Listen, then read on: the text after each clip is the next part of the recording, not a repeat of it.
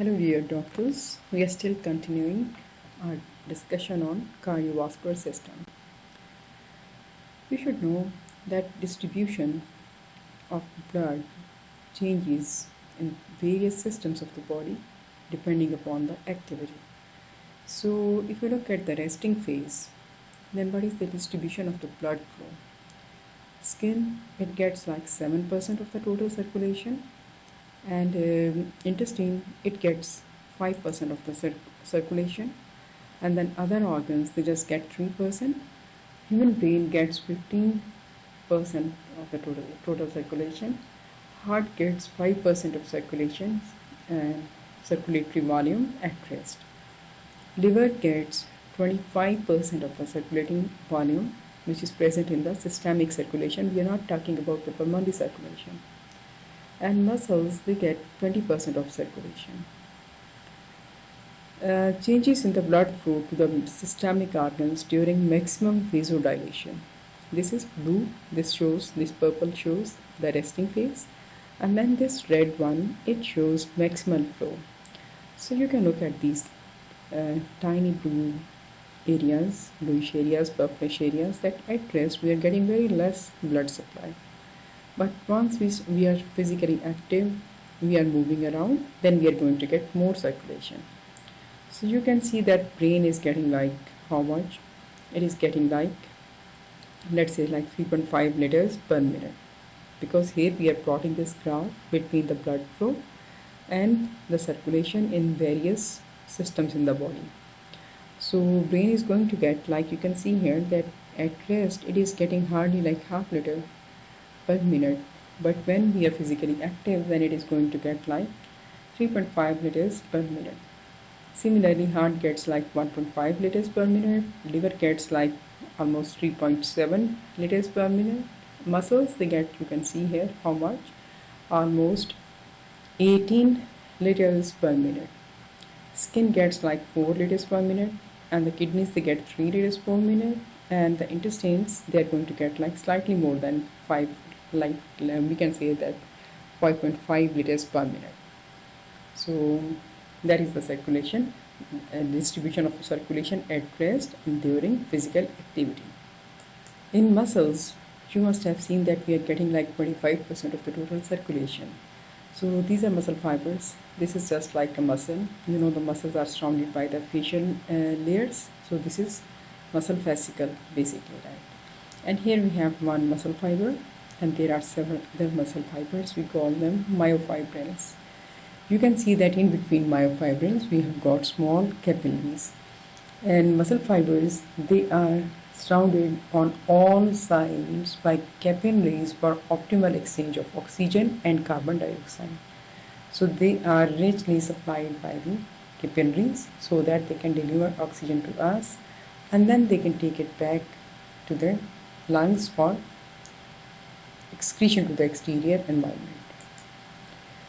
Another important area of blood circulation is circle of Willis, which is lying in the brain. You can see that among which capillary blood vessels you are going to see the collaboration and anastomosis. So we have got like two vertebral arteries. They are joining to form the basilar artery, and then we have got like it is giving two branches of on the cerebrum. So posterior cerebral artery. Okay. Now in the anterior circulation, there are like two carotid arteries which are giving different branches. Anteriorly, they are giving anterior cerebral artery, and these two arteries from both sides, they are joined by anterior communicating arteries. Okay. And then in the posterior part, the carotid arteries, they are giving rise to different arteries. One is middle cerebral artery, you can see here, okay? And the second one is posterior communicating artery. So all of these arteries are making a circle here over the base of the brain, and we call it circle of Willis. We talked about it in depth when we were discussing the anatomy topics. In the heart, you can see on the right side there is right coronary artery. On the left we have got left coronary artery, This is the place of aortic valve, which is lying at the junction of the left ventricle and the aorta. Okay, so and then you know that what is the location of other valves? Where is the mitral valve and where is the tricuspid valve and where is pulmonary valve? I explained all of this in the previous lecture. If there is low arterial pressure, then it is sensed by the baroreceptors and like they're lying at the carotid sinus. So the blood is flowing very slowly, the pressure is low. So it is sensed by the receptors, baroreceptors, and they will take message to the medulla oblongata. You know the cardiovascular system's main control is lying over there. So it will decrease parasympathetic activity and it will increase sympathetic activity. So when sympathetic activity is increased, it is going to increase subplanchnic resistance.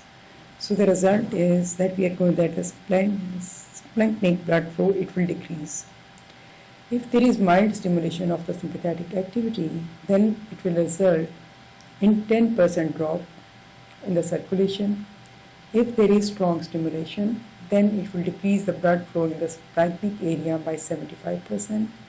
And if there is intense stimulation, then it is going to decrease the blood flow by 100%. So if the sympathetic activity is also very high and we are not getting blood into the subplanchnic area, result would be ischemic infarction. It can develop within 60 minutes and you can see here that it will result in a very sad incident, right? There can be demise.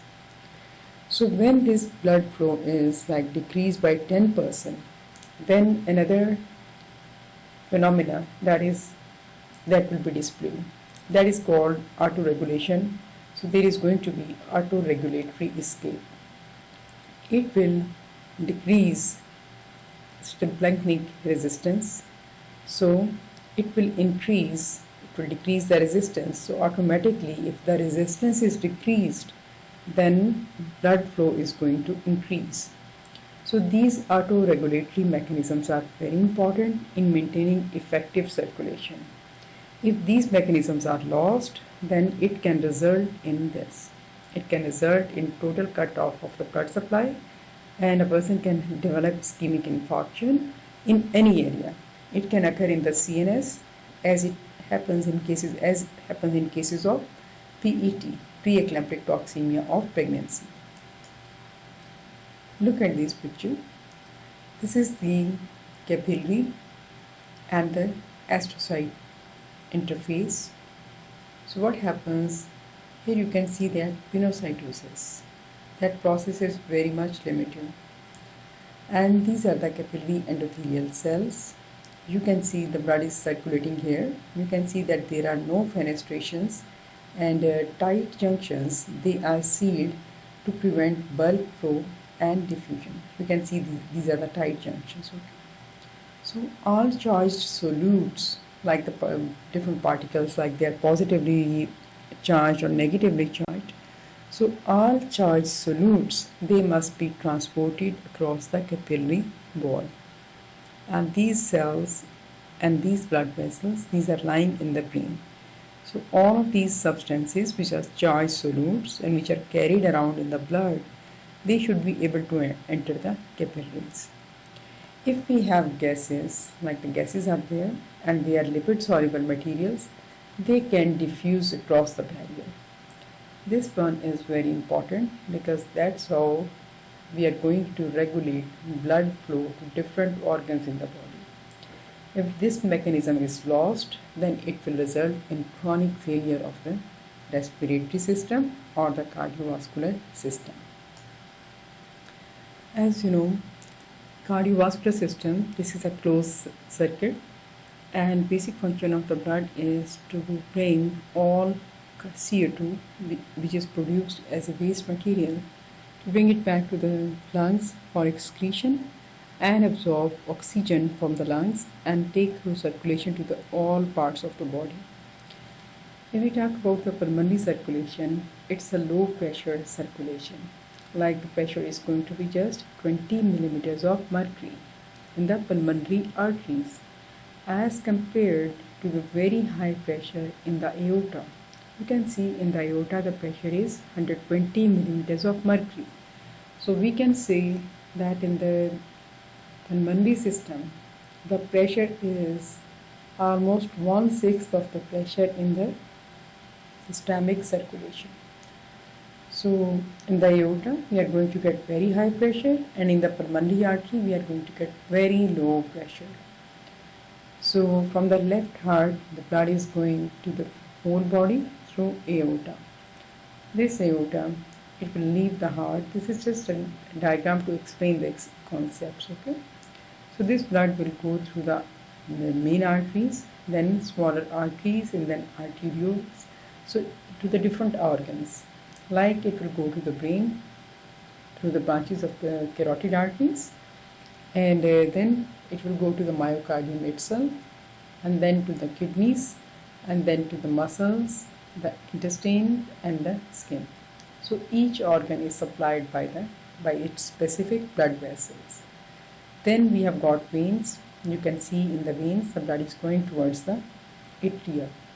So this is the deoxygenated blood, that's why it is denoted in blue.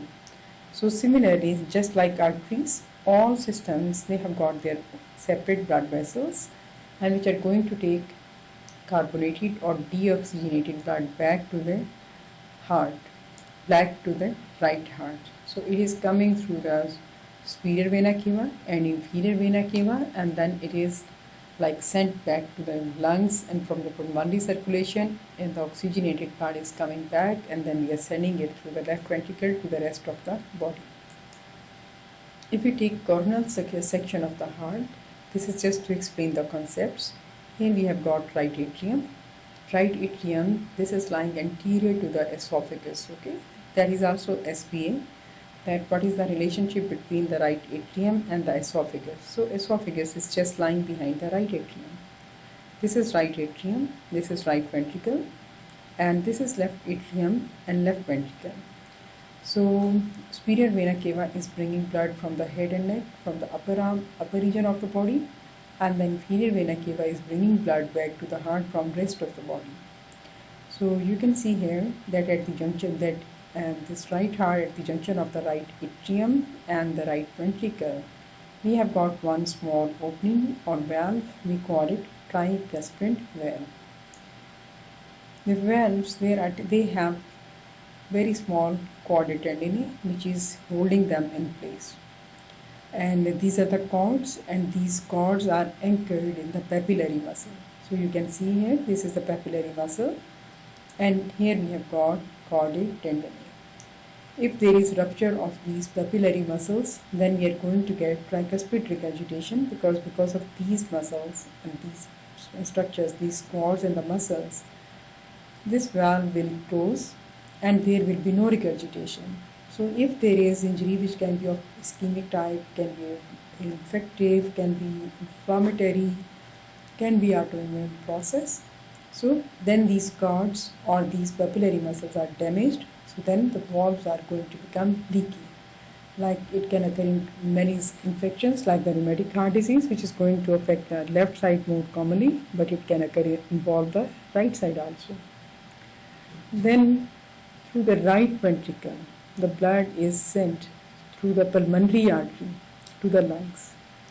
So here at the junction of the right ventricle and the pulmonary artery, here is located another opening. Here is another opening. We call it pulmonic valve or pulmonary valve. So tricuspid and the pulmonic valves, they are lying on the right side of the heart. Don't confuse them, right? It should be very clear. They are lying on the right side of the heart. Now go to the left side. This is left atrium and this is left ventricle. Okay. So here pulmonary veins, they are bringing blood back to the left atrium. Okay. So this is left ventricle. Here also we have got these chordae tendineae, and these are the papillary muscles. So from the left ventricle, You can see that between left atrium and the left ventricle we have got one famous valve, which is the mitral valve.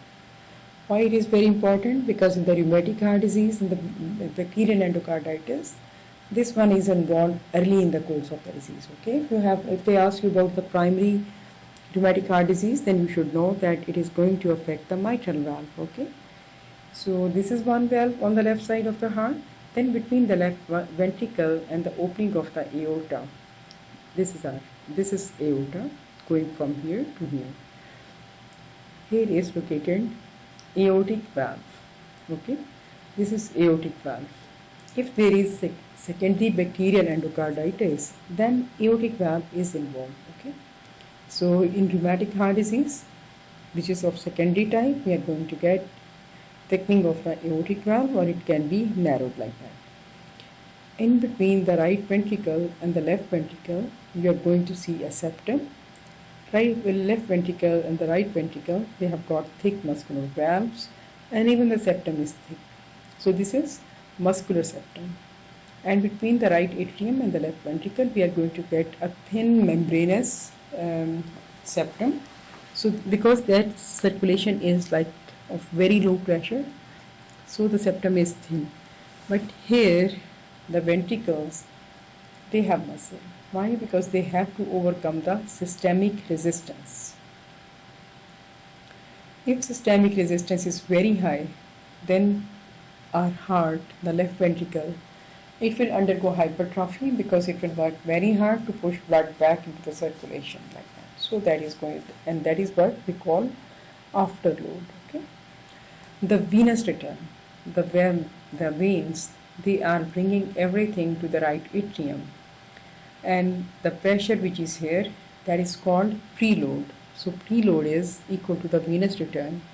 If the venous return is high, then preload is going to be high, and if the venous return is low, it decreases, then preload is going to be low.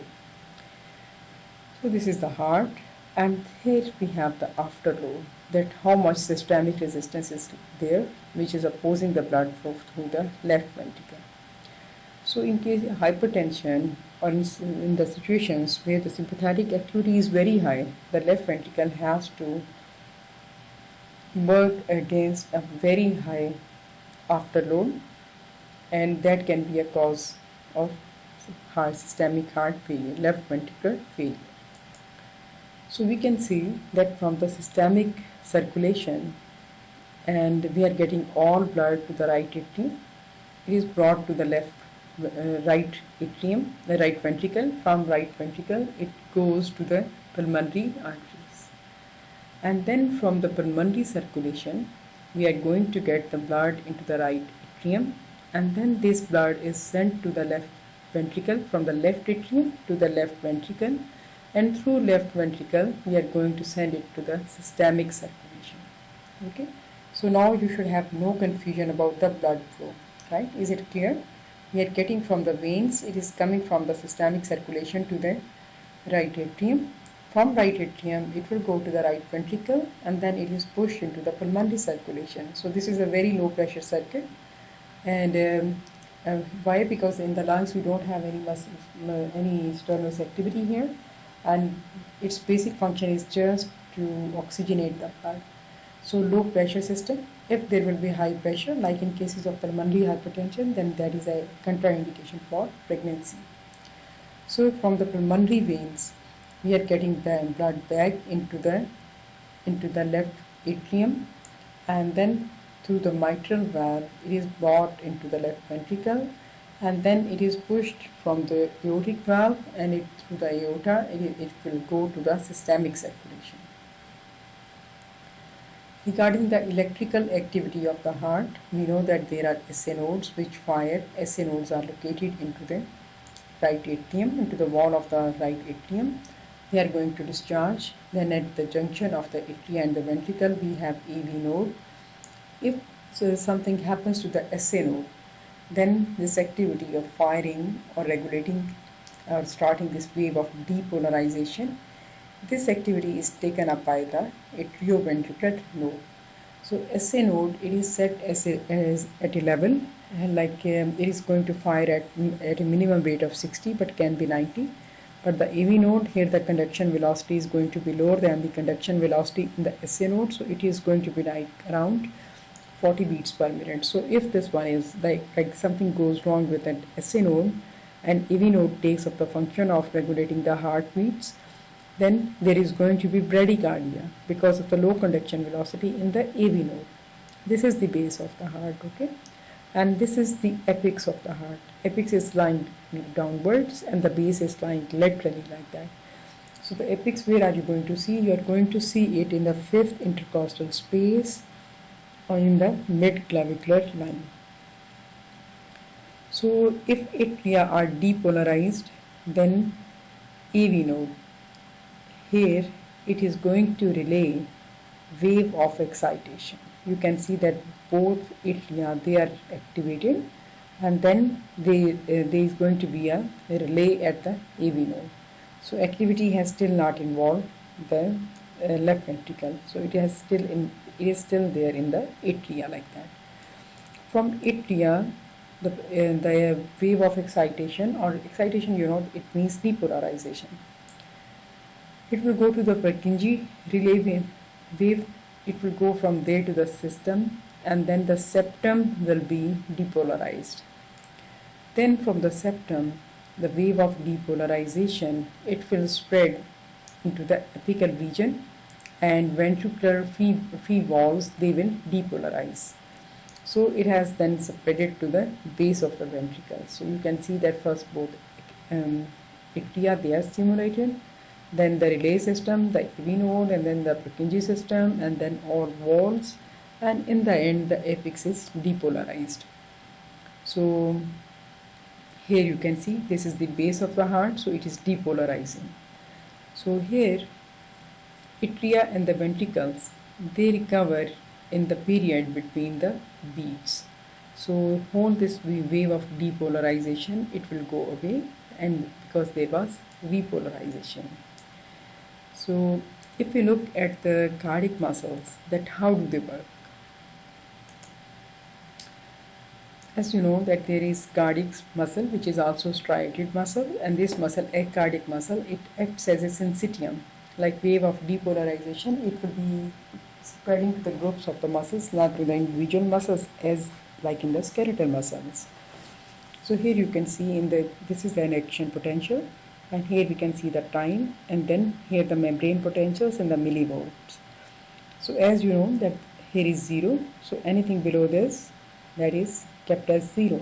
So the interior of the muscle, that is depolarized, that is kept negative. So it is carrying negative charge to generate an action potential. So what happens if you look at the total duration, it is like 0.8 seconds before it touches the base, before it plateaus like that, okay? So in phase 0, there is sodium influx. So sodium is entering the cells, so it is going to generate action potential. Then phase 1, sodium channels, they will be inactivated, they will inactivate, and there will be fast potassium efflux. This is phase 1. This is phase 0, where we just generated some potential. In phase 1, sodium channels, they inactivate, and it will result in fast efflux. We are pushing potassium out of the cardiomyocyte, cardiac muscle. In phase 2, there will be calcium influx. Calcium is coming from the sarcoplasmic reticulum, and then it will generate the action potential. In phase 3, what happens? Now calcium channels, they will become inactivated, so there will be delayed potassium efflux. You can see that this was stage of fast potassium efflux, phase 1, and phase 3 we have slow or delayed potassium efflux. In phase 4, what happens? Sodium and calcium channels, they recover from inactivation, and pumps restore iron gradient. So pump is going to restore iron gradient, and this activity is cyclical. It will go on, and the cardiac muscle will undergo different stages. So all of these phases, they should be very clear, because you are going to get several questions from the cardiovascular system. Look at this picture. Again we have like we are talking about the calcium changes. So here we have got this membrane potential which is expressed as millivolts, and here the time. So in phase 0 there is calcium efflux, you can see here. This is calcium curve, there is calcium efflux in the phase 0, influx is there. Okay. In phase 3 calcium channels they inactivate and there is going to be delayed potassium efflux, and this is phase 4. In phase 4 what happens? There is pacemaker sodium influx, then calcium channels they recover from inactivation, and pumps they are going to restore ion gradient. So ion gradient has to be maintained for generation of action potential, otherwise there will be no activity into the system. So then you should know that each part of the heart is going to work at different level, and what is this level? Here we said that we are plotting the volts, millivolts, and against time.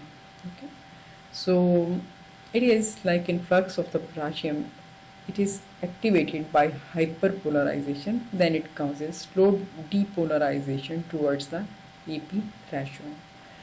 This is the threshold for action potential formation. So SA nodes and this activity, like the funny current, like how a cardiac action potential is generated. So SA nodes they are going to fire or they are going to generate action potentials at 60 beats per minute.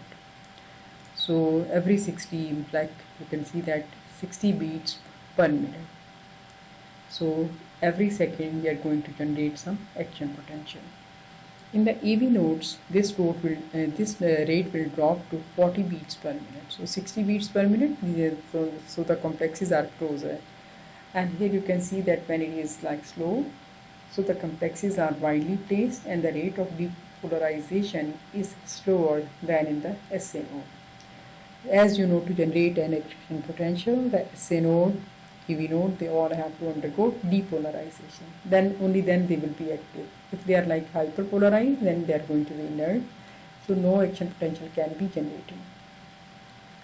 Let's say if the SA node has been damaged and AV node took up the function of the cardiac pacemaker, that is also inactivated, then this function will be taken up by the Purkinje cells. Okay. So Purkinje cells, they are going to generate action potential at 20 beats per minute. So this is maximum velocity and this is the time. So depolarization begins at minus 90 millivolts instead of at minus 65 millivolt as seen in the SA node. So more negativity, so we have to work for longer period of time to generate action potential. So that's why the rate of this firing is very slow in the Purkinje cells, which is just 20 beats per minute. But if the heart is beating at 20 beats per minute, then it cannot fulfill the blood supply to different parts of the body like that. Okay? So then this depolarization begins at minus 90 millivolts instead of at minus 65 millivolts as seen in the SA nodal cells. Then rate of depolarization is slower than in the SA node. So it is just 1/3 of the rate in the SA node. Autonomic nervous system, it plays a very important role in the regulation of the circulation. Here you can see this green signal is for the sympathetic, because sympathetic activity is going to move the things in a positive direction, and the parasympathetic activity, it is going to decrease all the activities. So if we look, then we need to have some neurotransmitters for activity, for generating activity in the sympathetic and the parasympathetic system. Okay, so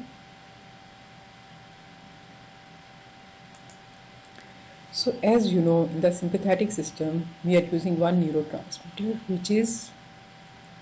which one is that neurotransmitter? That is norepinephrine. And for activating the parasympathetic system, we use, here the neurotransmitter is acetylcholine. So norepinephrine, it increases the cyclic AMP level in the cells. So when there is higher sympathetic activity, norepinephrine is there, so it is going to stimulate cyclic AMP generation, which will result in phosphorylation of the calcium channels. So the calcium influx will increase and then action potential threshold, it will move towards the resting membrane potential, and it will result in increased heart rate and increased rate of conduction through the AV node. Why? Because the whole of this cardiac nervous system has been activated, which will also cause, like, through the the phosphorylation of the calcium channels, we are going to get the calcium influx, and then at the same time through the cardiac activity we are going to get sodium influx, and so it will occur like there will be rate of the phase 4 depolarization that will also increase. So two mechanisms are working here, like the AP threshold, action potential threshold, it moves towards the VM, which is the resting membrane potential. We are bringing it to the point of activity, and then we are going to increase the rate of phase 4 depolarization. Both of these actions, they will result in generation of action potential, and increased heart rate will be there, and increased rate of conduction through the AV node. Now look at the parasympathetic system. Here the neurotransmitter is acetylcholine. If there is high level of the acetylcholine activity, then it will result in decreased production of cyclic AMP. So no cyclic AMP, so the cardiac conduction activity in the heart, that will also decrease. It will decrease the sodium influx. So the rate of phase 4 depolarization will decrease. Secondarily, this low cyclic AMP, it will decrease phosphorylation of the calcium channels, so it will decrease calcium influx, and action potential threshold, it is moved away from the from the point of VM, where we are going to generate, we are expecting to generate action potential generation. So that point will be further delayed. So if there is more acetylcholine, then it is going to stimulate muscarinic receptors. So it is going to increase potassium channel activity. So through this mechanism, it is going to increase potassium efflux.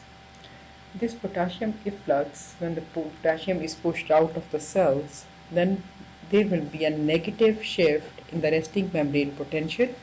So it will become more negative, and it will take the heart more time to bring this negative value towards zero and then upwards to generate an action potential. So both of these mechanisms, all of these three mechanisms, that is decreased rate of the phase 4 depolarization, lowering of the action potential threshold, and then negative, when the cell is becoming negative because of the increased potassium efflux, so we are going to get decreased heart rate. So there is decreased rate of conduction through the AV node. That is one thing. So if we look at these periods at the heart, you know that two times are important. This is the membrane potential, which is given in the millivolts. Like here is, like it is minus 90 millivolts in case of cardiac muscle fibers. First you should bring to zero, then go upward for generating an action potential. Like here the sodium channels are inactivated and they are unresponsive. So this phase, this is called absolute refractory period.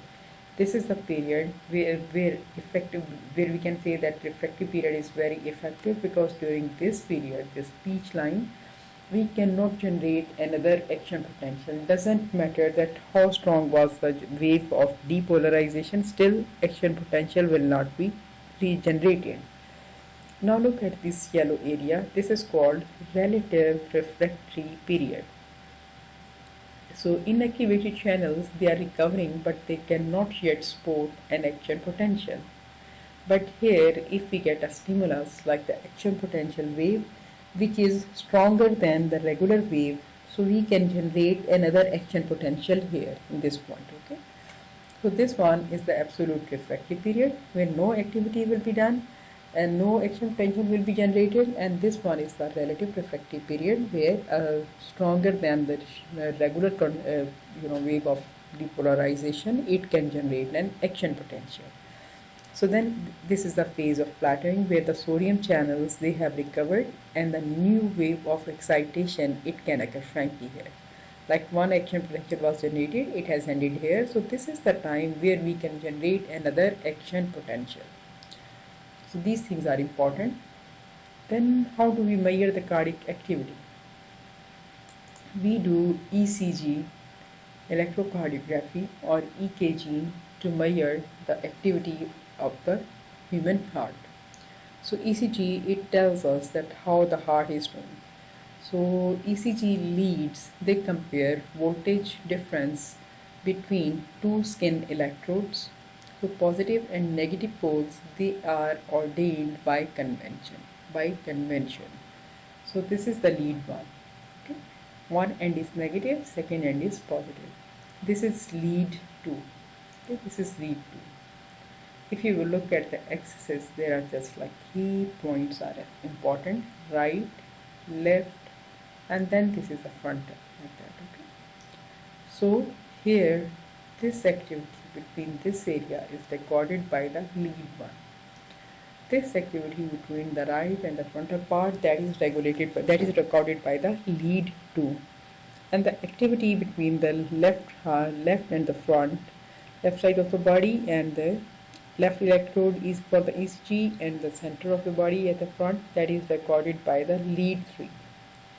And this triangle, okay, between right shoulder, left shoulder, and this one almost reaching the point just above umbilicus. This is called Antoine triangle. Okay, that is the point. Then how do we record the ECG? Augmented leads, they measure voltage differences between the same skin electrode and a central reference point. That is the central reference point. So on the right side, here is the positive, and the positive charges, okay? And then there are the negative charges also on the exterior side. So this lead, we call it like AVR, which is on the right side. AVL, which is recording the activity on the left side. And then we have the central reference terminal, and this is AVF, which is going to record the activity from the frontal portion of the heart. So then the waves, they are created by excitation and recovery of the different regions of the heart. Height of the complexes, they are going to reflect the amount of the muscles involved. That's why, the height of the complex, it is going to tell you that how much is the muscle mass. That's why you can see here, like the P waves, these are not very tall, because the atria, they have very little fiber in their muscle fiber in their walls. So P wave, this is generated because of atrial excitation. QRS complex, it is tall, so it is generated because of the ventricular excitation. And why it is tall? Because the muscle mass of the left ventricle is much more than the muscle mass of the right atrium. And then in the T wave is also short and small, but this is like wide as compared to the P wave. So the T wave, it shows there is ventricular recovery. In your exam, they can ask you that which of the following statements is correct. Like P wave is because of atrial excitation. QRS complex is because of the ventricular excitation. And the T wave is because of the ventricular recovery. So these are very easy marks, don't lose them. Okay? Then we have like different intervals here. Like this is the PR interval. Why this is PR interval? Because it is corresponding to this is the time between the generation of the P and the R waves, like that. So that is PR interval, okay? And since this Q is starting from here, so then we have the QT. QT is for the whole ventricular activity. So these are intervals. We call them PR interval and the QT interval, like that. And the QT interval is usually 0.1 second. So you can see that's why the heart rate is very fast. Look at the timing of the electrocardiogram waveform. You should know about the name of the segment, how it is measured, what is the significance, and what is the time or the duration. Okay. You should know the normal activity, only then you can differentiate or you can identify an abnormal activity. So PR interval, this is from the start of the P wave to the start of the QRS complex. The significance is that this is the time for wave of excitation to traverse atria and the AV nodes. It lasts for 120 to 200 milliseconds. PR segment, it starts from the end of P wave to the start of the QRS complex, and this is the time for wave of excitation to traverse AV nodes, and it lasts like 50 to 120 milliseconds. QT interval, it is from the start of the QRS complex to the end of the T wave. And its significance is that it tells us about the duration of myocardial excitation and recovery. So this period QT interval is longer as compared to the PR interval. It is like 300 to 430 milliseconds. So almost 3 times longer than the PR interval. In SPA, sometimes you are asked about location of the different, these valves. You should know that at point A, this is the aortic area. So where it is located on the right sternal border in the second intercostal space. That is the place where you should auscultate for the aortic valve. This is the aortic area. Corresponding to this one, in the second intercostal space, there is pulmonary area. Tricuspid valve or the tricuspid area, it can be heard in the left sternal border at the fourth intercostal space, or at the level of the fourth junction of the fourth rib with the sternum. And the mitral area or the apex of the heart, it lies in the fifth intercostal space in the mid clavicular line. So different types of murmurs, they can be heard here. So this is the left sternal border and this is the right sternal border. So this is the location where you are going to hear and listen to the different heart sounds like that. So here you can listen to a systolic murmur if your patient has aortic stenosis, or there is there can be physiological murmurs also, and basic reason here is going to be sclerosis of the hardening of the atrioventricular valve. Then along the left sternal border, if they tell you that patient has some abnormal heart sound or murmur along the left heart border, then you should say that this one is, if it is diastolic, then there is aortic regurgitation, pulmonic regurgitation. That is, if you are hearing a murmur with diastole. If you are hearing a systolic murmur, then it is most common cause will be hypertrophic cardiomyopathy. In that why? Because the muscular valves are going to be, walls are going to be very thick, and we are going to hear the sounds here at the left sternal border. Pulmonic area, if there is systolic ejection murmur, then you need to think about atrial septal defects or flow murmur or pulmonic stenosis.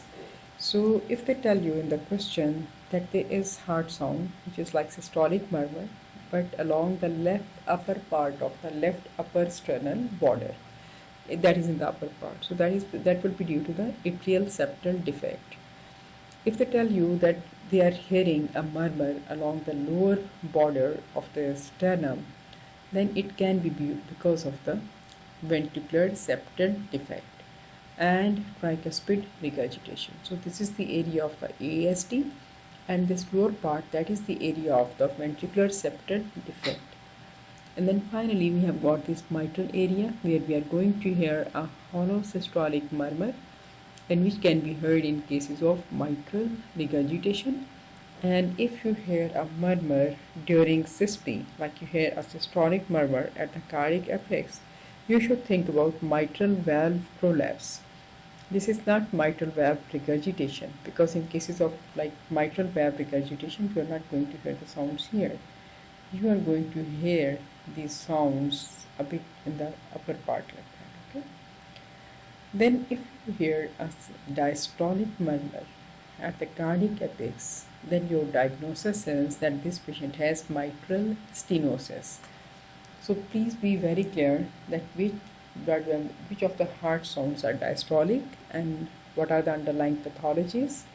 And if you hear any systolic murmurs, then the underlying pathology, it will be different like that. That is the point, important hygiene point.